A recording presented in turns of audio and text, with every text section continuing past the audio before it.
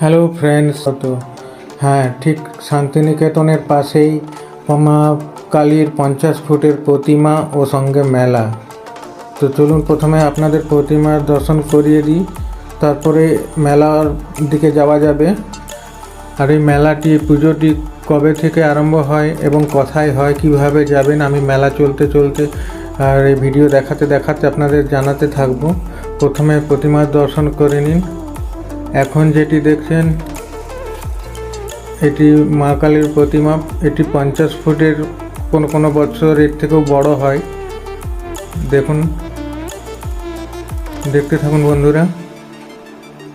আর এই পুজোটি শীতকালে সরস্বতী পুজোর আগে যে অমাবস্যাটি পড়ে, সেই অমাবস্যা থেকে এই পুজোটি আরম্ভ হয় এবং সরস্বতী পুজোর পরের দিন, যবে সিজনও থাকে, সিজনের পরের দিন দমকলের মাধ্যমে এটি বিসর্জন হয়ে যায়। পুজোটি প্রায় 7-8 দিন ধরে চলে এবং প্রত্যেক দিনই কোনো না কোনো অনুষ্ঠান থাকে, যেমন বাউল গান, এরকম ধরনের যাত্রা, এসব ধরনের অনুষ্ঠানগুলো 7 দিন ধরেই চলতে থাকে।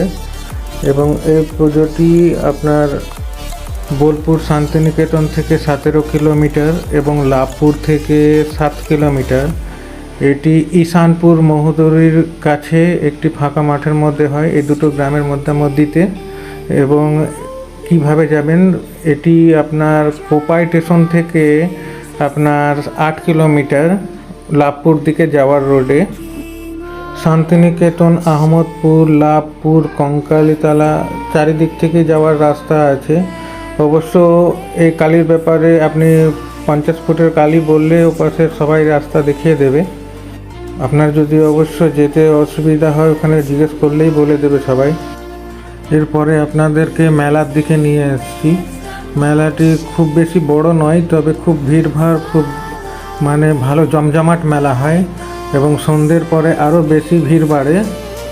প্রথম এত ভিড়, এত বড় ছিল না মেলাটা প্রত্যেক বছর একটু একটু করে বড় হচ্ছে এবং আরও ভিড় বাড়ছে, আরও ধুম বাড়ছে। আর আমার সবথেকে বেশি ভালো লাগে যেটি, এই পুজোটি, মেলাটি একটি গ্রাম্য পরিবেশের মধ্যে হয়। আর আপনারা জানেন গ্রাম্য পরিবেশের মধ্যে, শান্ত মাহলের মধ্যে কত সুন্দর। এবং তারপরে যদি মেলা বসে, এত বড় মূর্তির পুজো হয়, তাহলে কত আরও ভালো হয়ে যাচ্ছে জায়গাটা, কত সুন্দর লাগতে পারে আপনারা অনুমান করতে পারছেন। তাই আপনারাও আসুন এখানে, আশা করছি আপনাদেরও ভালো লাগবে। আর বন্ধুরা, ভিডিওটি শেষ পর্যন্ত দেখতে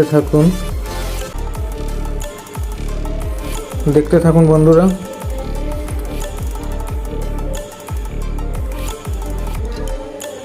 আর ভিডিওটি শেষ পর্যন্ত দেখার জন্য আপনাদেরকে অনেক অনেক ধন্যবাদ।